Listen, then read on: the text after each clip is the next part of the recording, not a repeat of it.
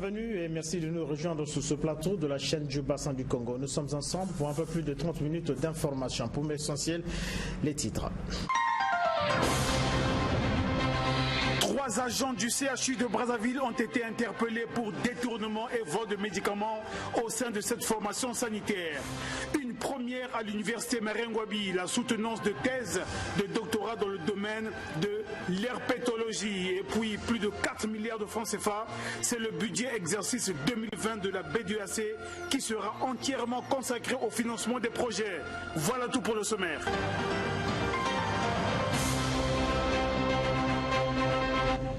Vous venez de le suivre en titre. Les services de la gendarmerie ici à Brazzaville, informés par la direction générale du centre hospitalier universitaire de Brazzaville, viennent d'interpeller 3 agents de ce centre qui ont détourné et volé des médicaments destinés à soigner les patients dans cette structure hospitalière. Le point dans ce reportage de Vincent de Paul, Koubemba et David Gomez. Ils répondent au nom de Faustin Mamona, Elvis Awanza et Stéphane Bokatola, tous agents du centre hospitalier universitaire de Brazzaville. Ils sont membres du réseau des malfaiteurs qui ont détourné les médicaments stockés au magasin pharmaceutique du CHU. Depuis hier, ils sont tombés dans les mailles de la gendarmerie. Le commandant de la gendarmerie nationale, le général, a été saisi par le directeur général du CHU, lequel sollicitait le concours des services de la gendarmerie pour démanteler un réseau de malfaiteurs composé des agents du service de la pharmacie qui ont l'habitude de soustraire frauduleusement des produits pharmaceutiques du magasin pour les revendre aux commerçants extérieurs. Donc, ayant reçu les instructions du commandant de la gendarmerie nationale, de cette enquête, il ressort que le centre hospitalier universitaire de Brazzaville dispose d'un magasin pharmaceutique. Et courant 2018, les nommés Bokatola, Boyaka Stéphane, docteur, chef de section réception et stockage, Mamona Faustin, major de service réception et stockage, puis Awanza Elvis, secrétaire au service pharmacie, de commun accord ont organisé une opération pour soustraire frauduleusement les médicaments afin de les revendre aux commerçants extérieurs. Les faits remontent à 2018. Les médicaments détournés sont vendus par des tierces personnes et l'opération se faisait pendant 3 jours dans la semaine, lundi, mercredi et vendredi. Il faut sortir les produits qui ont la valeur de 300 000 francs, qu'ils les revendent à 100 000 francs aux commerçants extérieurs et ils se partagent les 100 000 francs. Alors vous imaginez que par semaine, l'opération s'effectue 3 fois. Chaque opération, c'est 100 000 francs. Donc la semaine, ça fait 300 000. Multiplié par 4 semaines, le mois, ça fait pratiquement 1 200 000. Les inculpés ont baptisé leur opération le diable. Abordés, les 3 malfaiteurs précités ont reconnu les faits. Comme vous constatez, je n'ai rien à dire. Vous n'avez rien à dire. Oui, vous avez déjà constaté les faits. Ce que le colonel a dit, il a raison. Il a raison. Il a raison sur toute la ligne. Rien à dire. Les preuves sont là. Rien à dire. Moi, je pense qu'il y a une enquête qui est en cours par rapport aux faits qui sont démontrés. Donc, vous, certainement que la presse attendra les résultats de cette enquête. Pour le moment, nous n'avons plus de commentaires à ajouter. La gendarmerie n'est pas compétente pour juger. Pour faire la lumière sur cette affaire, le chef de service central de recherche judiciaire a précisé. En ce qui nous concerne, je peux déjà vous dire que les messieurs seront présentés devant le procureur de la République ce matin, qui a l'autorité de poursuite. Mais enfin, je peux vous dire également qu'un voleur de médicaments destiné aux malades d'un hôpital n'est purement et simplement qu'un assassin. Un malade privé de soins meurent tous les jours. Notons que cette interpellation est intervenue après quelques semaines seulement du forfait. Les populations ont déploré la disparition d'une forte enveloppe destinée à accomplir certaines opérations médicales au CHU. Et puis une première à l'université Marengwabi qui vient d'enregistrer une soutenance de thèse de doctorat dans le domaine de l'hypertétroplolie. L'hyperpétologie, pour ceux qui ne le savent pas, est l'étude liée aux serpents et autres reptiles. Ange Ghislain Zassaboku, puisque c'est de lui qu'il s'agit, est ce premier Congolais à soutenir dans ce domaine et qui entend améliorer les connaissances sur la distribution des ophidiens dans les différents écosystèmes. Le point dans ce reportage de Giscard Maungu et Jaurès Egoma. Étudier leur écologie et leur distribution. Un pionnier dans le domaine à soutenir une thèse de doctorat à l'université Marengwabi sur l'herpétologie. Le domaine dans lequel il s'exerce est celui des serpents. Ange Ghislain Zassiboulou dit Zabwanga soutient sur la distribution spatiale des ophidiens dans l'écosystème terrestre et aquatique au sud du Congo. Au sud du Congo, thème bien savant pour certains, son étude consistait à voir comment les ophidiens, les serpents, se repartissent dans notre écosystème naturel dans la zone sud du pays et quel est le comportement des serpents dans cette zone une fois leur habitat détruit. L'impétron s'est appuyé sur 5 types d'habitats dans la forêt naturelle, la savane, les milieux hydrophiles et même les milieux d'habitation humaine. Dans la partie sud du pays, l'État doit faire excessivement attention parce que la majorité des espèces ont été capturées dans les forêts. Lorsque les forêts vont être détruites, avec tout ce qui se passe comme exploitation forestière avec des coupes illicites de bois, l'exploitation minière avec des permis qui tirent l'autre là et qui détruisent l'écosystème, du coup, on va se retrouver avec des serpents qui vont quitter leur milieu habituel, donc les forêts, et pour se retrouver parfois dans des habitations humaines, d'où le problème que nous avons évoqué plus haut, le problème d'envenimation. Durant 45 minutes, il a déroulé, le jury a suivi, a pris un temps pour statuer et quand il revient, c'est la délibération. Il nous a décerné le grade de docteur de l'université Marengwabi. Mention très honorable avec les félicitations du jury. Mention très honorable. Voilà qui pourra aider dans la connaissance du milieu des ophidiens, celui des serpents. L'étude avait entre autres objets améliorer les connaissances sur la distribution des ophidiens dans les différents écosystèmes au sud du Congo. Plus de 4 milliards de francs CFA, c'est le budget qui servira à la Banque de développement des États de l'Afrique centrale BDAC au titre de l'année 2020 adopté à l'issue de son conseil d'administration. Ce budget servira à financer de nombreux projets conçus pour améliorer les conditions de vie de la population de la sous-région Afrique centrale. Le point dans ce reportage de Vincent Paul Koubemba et David Gomez. Plus de 41 milliards de francs CFA, c'est l'enveloppe budgétaire du fonctionnement de la Banque de développement des États de l'Afrique centrale, BDAC en sigle, au titre de l'année 2020.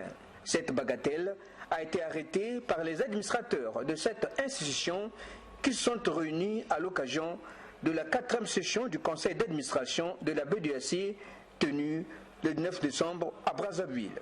C'était en présence de Fortunato Ofamba Chama et de Commodore Ndjumolu, respectivement, président de la BDAC et président par intérim du conseil d'administration. Au cours de cette réunion, les administrateurs ont rendu compte au conseil de la gestion de la banque, ainsi que de l'ambition de poursuivre le financement des projets de développement des États membres. À cet effet, le conseil a autorisé à la banque de mobiliser 124 milliards de francs CFA pour le financement des projets dans les différents pays de la sous-région. Et ce qui a été fait, et puis le conseil d'administration a également vu l'approbation de certains textes qui milite en faveur des réformes que la banque avait déjà engagées et qui poursuit jusqu'à aujourd'hui.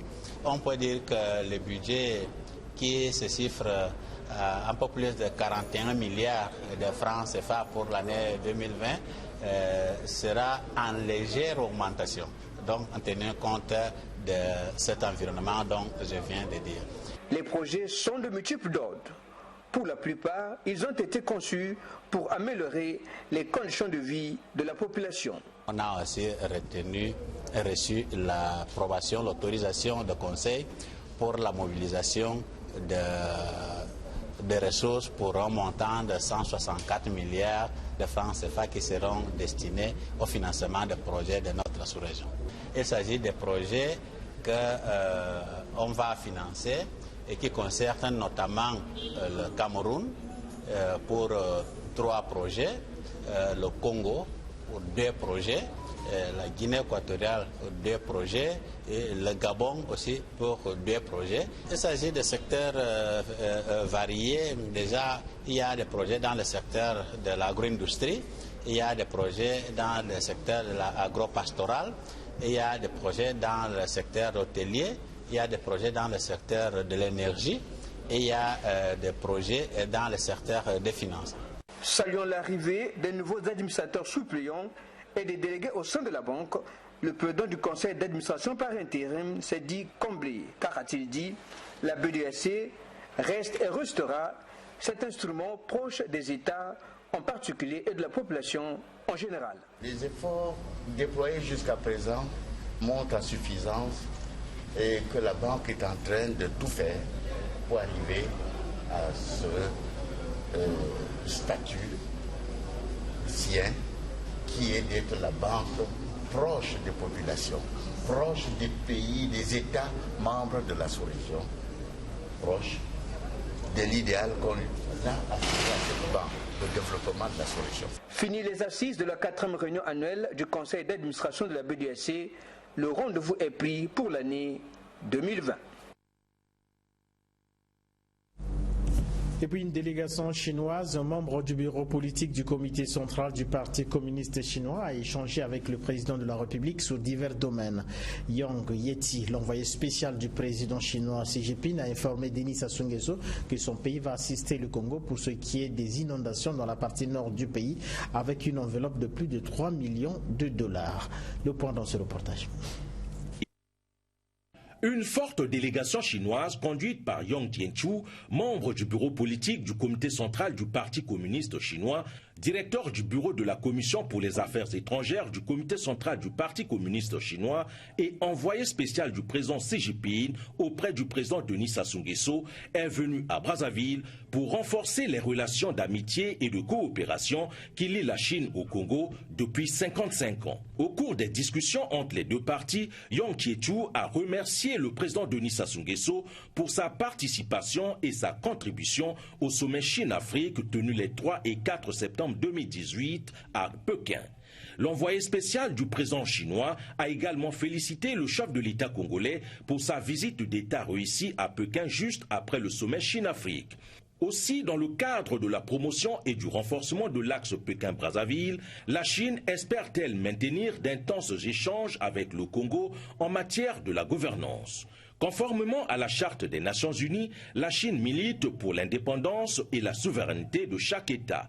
C'est ainsi que la Chine félicite le président Denis Sassou Nguesso pour sa détermination quant au maintien de la souveraineté du Congo en vue d'assurer le développement économique et social du pays. Devant l'urgence humanitaire consécutive aux inondations qui touchent le Nord Congo, le président Denis Sassou Nguesso a dans son message sur l'état de la nation du 17 décembre lancé un appel à l'aide internationale.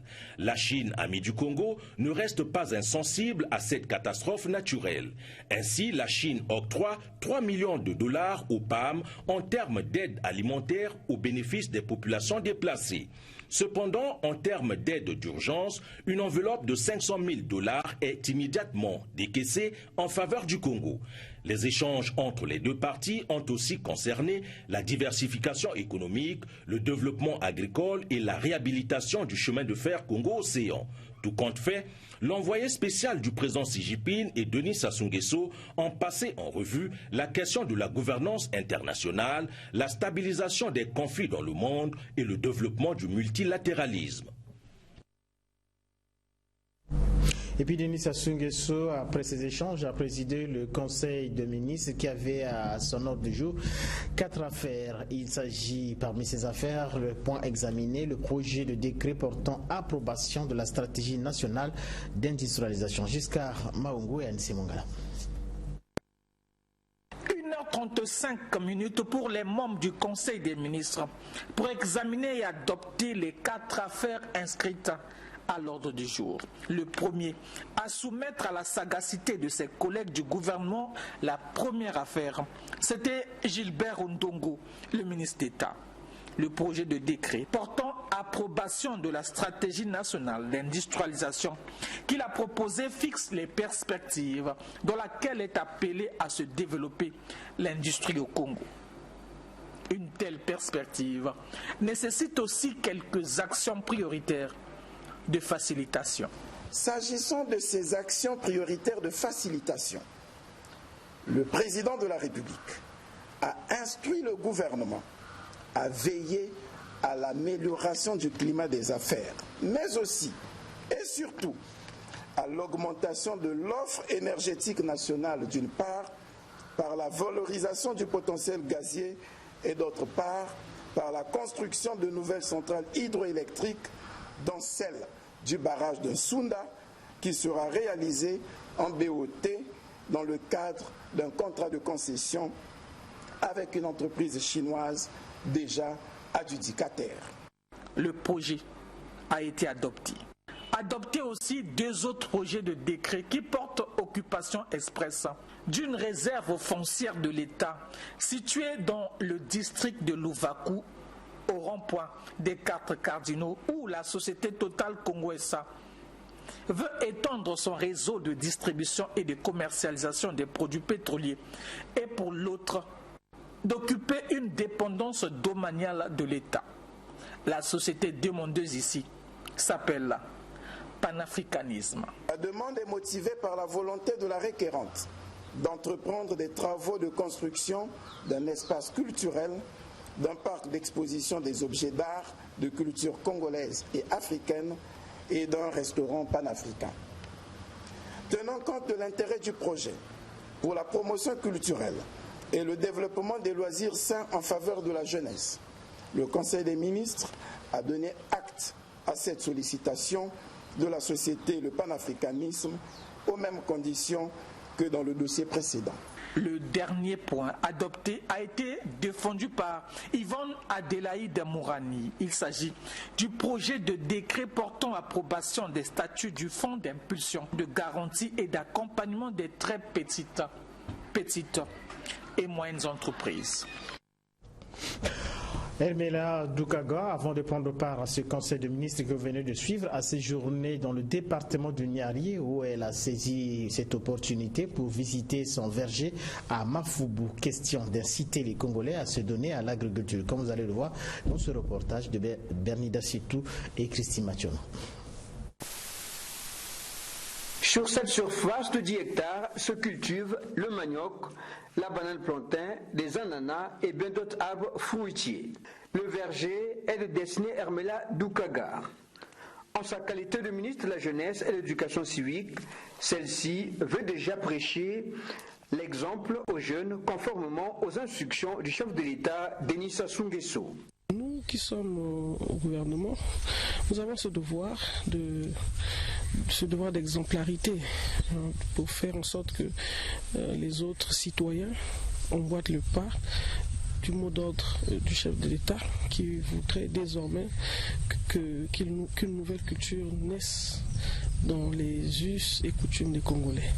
C'est pour ça que je me bats peu à peu à mettre en place quelque chose qui va dans le sens de l'application, sinon la mise en œuvre de la haute directive du chef de l'État.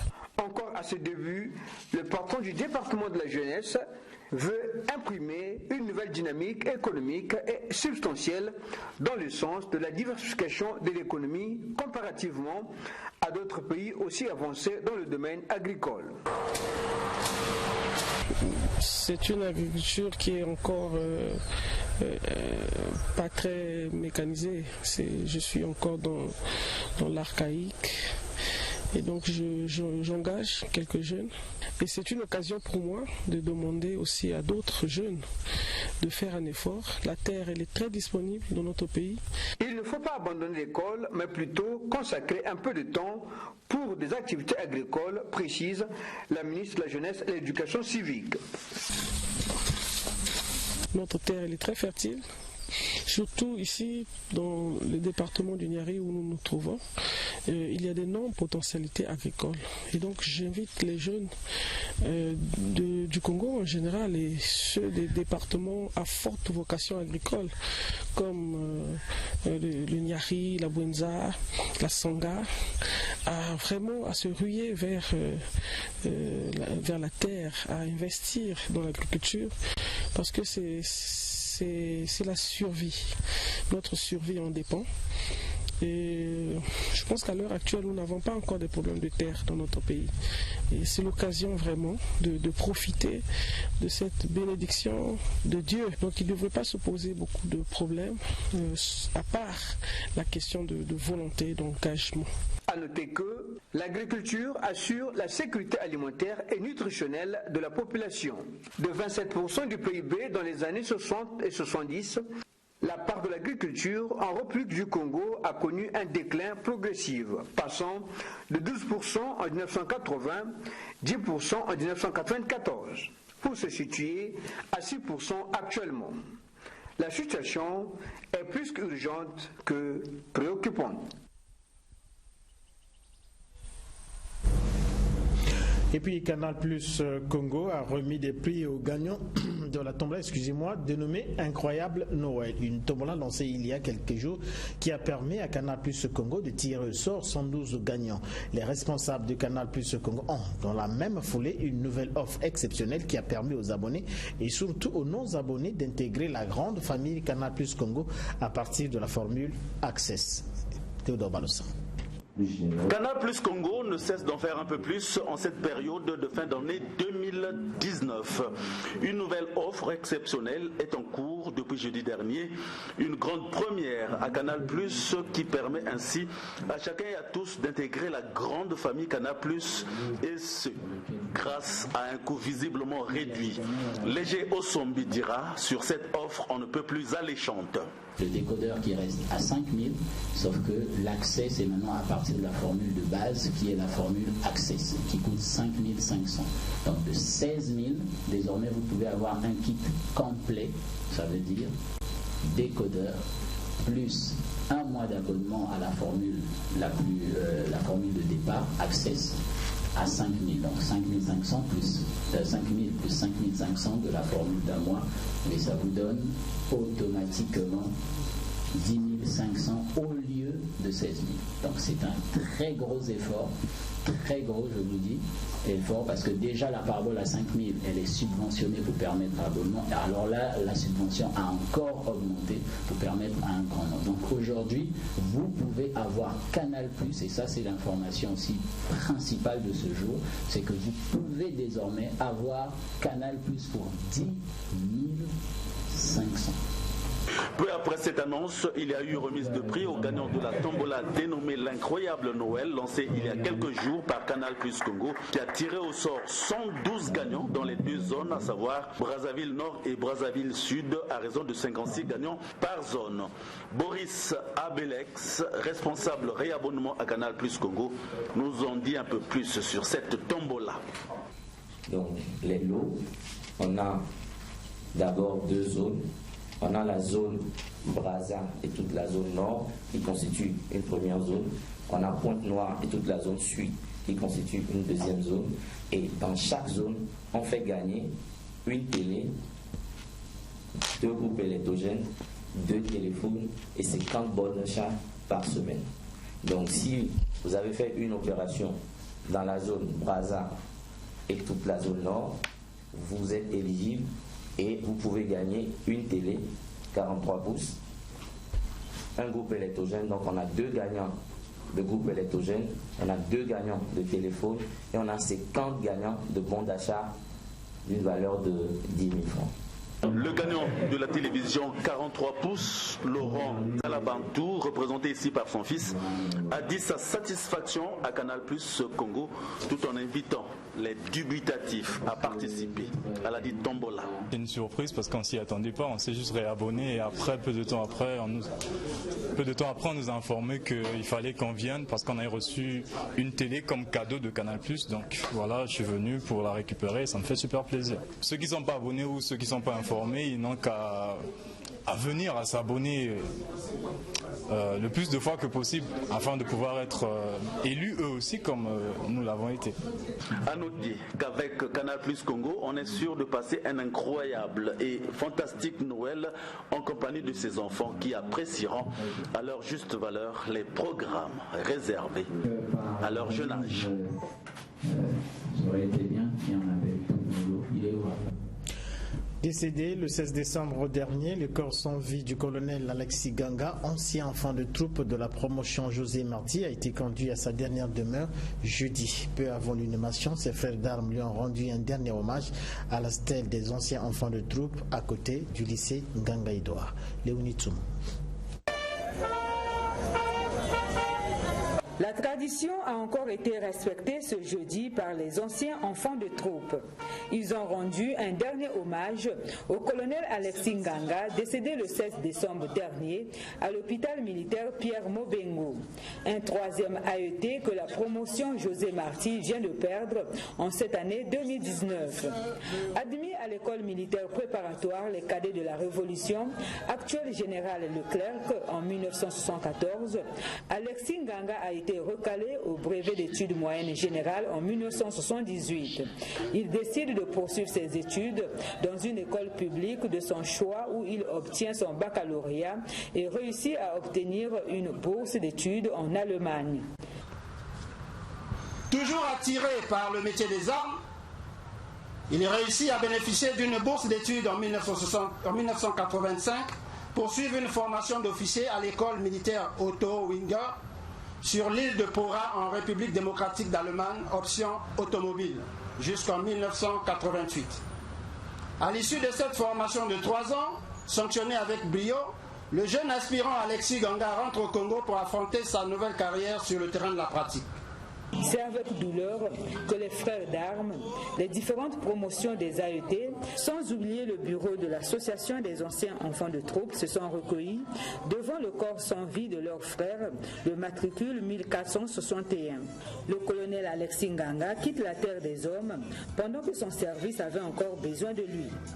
Alex, si j'ai pris le soin de peindre bleu sur blanc ton oraison funèbre, c'est en souvenir de notre franche amitié et de notre première correspondance de la France où j'étudiais, en RDA où tu te formais.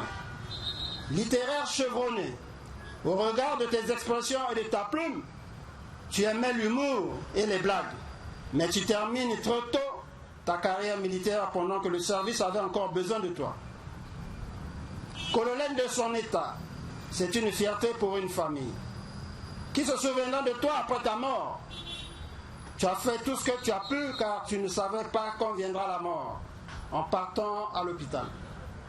Vas-y, mon ami, va te reposer car tu as beaucoup souffert.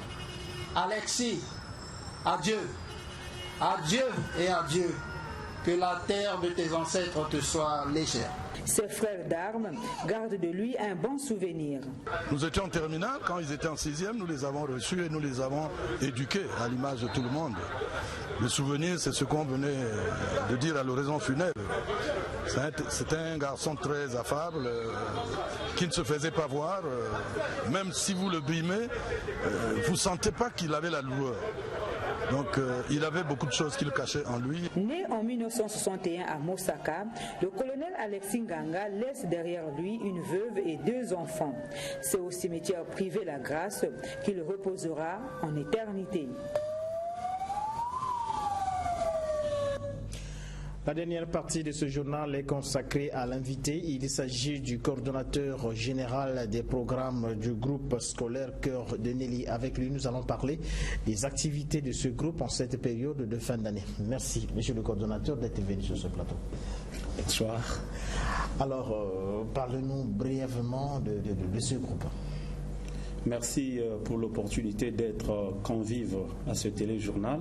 J'en suis très fier et je remercie profondément la DRTV de m'avoir accordé ce privilège. En effet, le groupe scolaire Le Cœur de Mélie vise l'émergence culturelle de nos enfants, qui sont donc les cadres de demain et la richesse de l'État. S'il faut parachever Nelson Mandela, je le souligne, il disait que l'éducation, c'est l'arme la plus puissante qu'on puisse utiliser pour changer le monde. Comment pouvons justement changer le monde si nous n'avons pas des enfants instruits ou des élèves formés? C'est dans cette optique que le groupe scolaire Le Cœur de Mélie vise, si vous voulez, l'épanouissement culturel de nos enfants. Alors, M. Patrick, avant de pouvoir continuer cet échange, nous allons suivre ce reportage qui parle des visites médicales que vous avez organisées dans certains sites de votre groupe.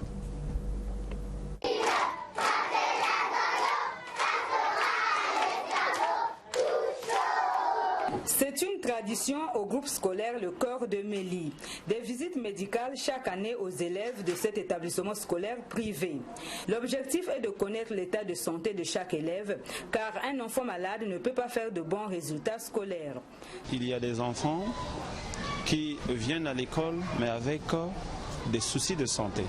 Je voudrais vous parler effectivement des apprenants qui souffrent des problèmes auditifs. Quand un enfant souffre des problèmes auditifs, vous pouvez estimer ou penser que c'est un enfant qui n'est pas intelligent.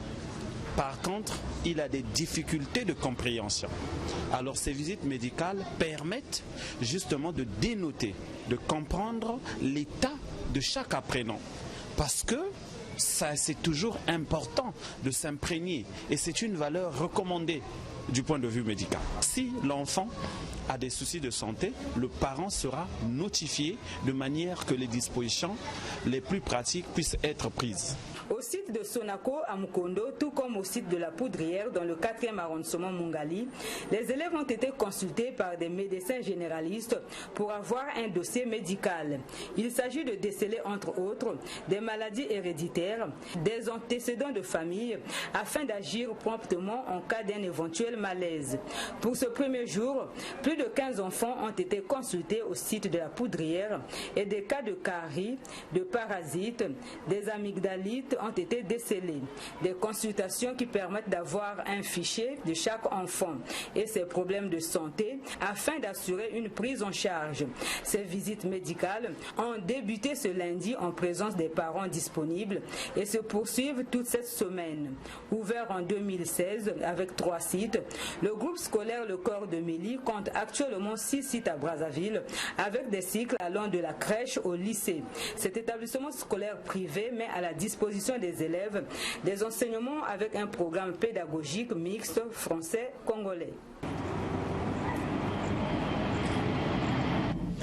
Alors, M. Patrick, il est rare de voir une école ici à Brazzaville, pourquoi pas à Pointe-Noire et dans d'autres localités du pays, organiser des visites médicales. Est-ce dire que l'admission au niveau de votre école est conditionnée par les résultats de ces visites? Naturellement, parce que les visites permettent, comme je l'ai dit dans le reportage, de dénoter justement des enfants qui développent certaines pathologies. Vous ne pouvez pas, effectivement, du point de vue pédagogique, enseigner ou dispenser des cours aux enfants qui sont malades. Il est question évidemment de les dénoter, de les détecter. Parce que sinon, vous pourrez faire une mauvaise lecture, une mauvaise appréhension de ces apprenants. Quand un enfant n'entend pas, ne comprend pas effectivement ce que l'enseignant dispense, on peut justement se permettre des éléments de réflexion sur l'école. Alors que l'enfant ne comprenait pas exactement ce à quoi l'enseignant était en train de développer. C'est pourquoi nous avons donc réfléchi qu'il convient d'examiner tous ces problèmes-là pour permettre évidemment que les enfants apprennent dans les conditions les plus favorables et les plus indiquées. Maintenant, l'admission définitive se prononce par le médecin de l'école, le seul qui a le monopole de pouvoir nous dire concrètement, parce que l'école a des médecins, ce dernier nous dira exactement, voilà, l'enfant souffre de telle pathologie. En ce moment-là, nous interpellons à juste titre le parent pour lui faire la lecture, si vous voulez, du rapport médical de l'enfant. Et puis, en ce moment-là, le parent prendra toutes les dispositions nécessaires. Alors, monsieur le coordonnateur, ce samedi, vous sortez de vos murs pour vous rendre au niveau du ministère des Affaires étrangères. S'agit-il d'une nomination? Parlez-nous davantage sur cette activité. Merci, monsieur Justin. Vous savez, c'est toujours un bonheur de pouvoir se retrouver avec les enfants dans le souci de se délecter. Parce que être homme ou être parent ne signifie pas se regarder les uns aux autres, mais c'est se regarder tous ensemble dans la même direction. Nous avons à cet effet pensé que les enfants ont parachevé le premier trimestre. Il est donc judicieux, évidemment, qu'on se retrouve avec nos enfants, question effectivement de se dire au revoir. Mais à l'occasion, effectivement, de cette rencontre, il est prévu des activités culturelles. Les enfants seront évidemment face à des théâtres, face à des activités comment je pourrais dire, de poésie. Ils vont évidemment démontrer pendant cette période, ils ont été capables en quoi de livrer un spectacle culturel. Et pourquoi le ministère des Affaires étrangères? Non, c'est simplement parce que nous avons pensé que le cadre, il est propice, évidemment, d'abriter l'ensemble si vous voulez, de tous nos cycles. Alors, au niveau de votre école, vous avez incorporé le programme français. Est-ce que c'est un atout, un avantage pour les enfants? Parce que beaucoup d'écoles ici à Brazzaville ont incorporé ce système. Bien, mais il est question effectivement d'apporter des éléments de précision sur cette question. Il conviendrait quand même de souligner que le programme congolais est très riche. Je ne m'inscris pas en faux, évidemment, contre le programme congolais, parce que le ministre Coliné Anatole Makosso est en train d'œuvrer, évidemment, pour repositionner le programme congolais. Maintenant, le programme, on peut justement dire que le programme est enrichi. Le programme est amélioré. Pourquoi? Parce que, vous savez, depuis belle lurette, l'enfant qui arrive au CP1, pour évidemment avoir une bonne lecture, commence effectivement par l'apprentissage des voyelles, des consonnes et puis des diphtongues. Donc les voyelles, puis les consonnes, on obtient les syllabes. Mais avec évidemment des équipes pédagogiques sous d'autres cieux, on peut remarquer effectivement qu'il y a une certaine évolution. Pourquoi? Parce que l'enfant qui, en principe, devait, dans le syllabaire, apprendre d'abord les voyelles pour la lecture et ensuite apprendre les consonnes pour sa lecture et ensuite les diphtongues, mais dans le programme enrichi, cet enfant apprend au même moment les voyelles et les consonnes. Donc au bout de 2 semaines ou 3 semaines, cet enfant parvient justement à vous lire Manu. En 3 semaines, ce qui n'est pas possible avec le programme congolais qu'un enfant en 3 semaines puisse lire Manu. Mais avec le programme par exemple de Kimamila, l'enfant qui la première semaine apprend effectivement l'apprentissage des voyelles A, I, la deuxième semaine l'enfant apprend les consonnes N et L, et la troisième semaine l'enfant arrive effectivement à faire la jonction entre les voyelles et les consonnes, pour former les syllabes. Monsieur Patrick, à notre époque, nous avons des ouvrages de Tatié Oko, mais aujourd'hui, tout a été rangé dans les tiroirs et aujourd'hui, on parle de Mamadou Ebineta. Pourquoi? Non, mais Mamadou Ebineta, c'est un livre qui est très important. On ne parle pas seulement de Mamadou Ebineta, on peut parler aussi de l'horizon d'Afrique. Mais il est question effectivement de voir comment les laboratoires pédagogiques ont mis justement les programmes en exergue. Tel que je vous ai dit, le programme de Kimamila, en un mois, ça permet à l'enfant évidemment de faire l'association des voyelles, des consonnes et des syllabes. Ce qui n'est pas le cas, effectivement, pour le syllabaire Mamadou Ebineta et puis pour l'horizon d'Afrique. Donc, on ne dit pas que le programme congolais, il est insignifiant. Et voilà, mais on dit effectivement, avec le programme Kimamila, il est beaucoup plus amélioré. Voilà la nuance qui se trouve à ce niveau. Alors, nous allons terminer cet échange, M. Patrick. Je rappelle que vous êtes le coordonnateur général des programmes du groupe scolaire Cœur de Nelly. Est-ce qu'il y a un programme à votre niveau pour cette période de fin d'année, au niveau de votre groupe? Bien. En dehors de l'activité de ce samedi au ministère des Affaires étrangères. Bien, mais je voudrais faire appel à Saint-Exupéry, qui disait être responsable ne signifie pas se regarder les uns les autres, mais c'est se regarder tous ensemble dans la même direction. Dans les prochains jours, le groupe scolaire Le Cœur de Nelly compte organiser une visite dans l'intention précise, effectivement, de mettre en valeur les principes du vivre ensemble. Merci M. Patrick. Je rappelle que vous êtes le coordonnateur général des programmes au niveau du groupe scolaire Cœur de Nelly. Nous avons échangé sur les activités de votre groupe, notamment sur l'activité qui va avoir lieu ce samedi au ministère des Affaires étrangères. Merci d'être venu sur ce plateau. Espérons vous retrouver prochainement. Et c'est également la fin de ce journal. Merci de nous avoir suivis. On se retrouve ce samedi pour un autre point de l'actualité du jour.